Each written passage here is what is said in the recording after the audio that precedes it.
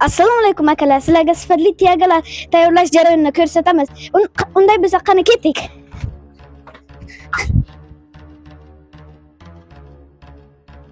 Mana sifatli tiagalar tayyorlash jarayoni.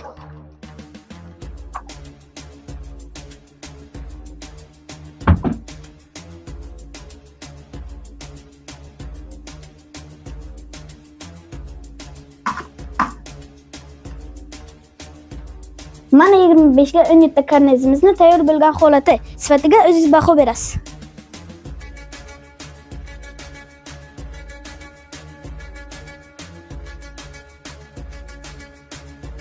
Akalar, mana nima deyapti bu sifat? Mana bizdagi barcha tiagalarning sifati.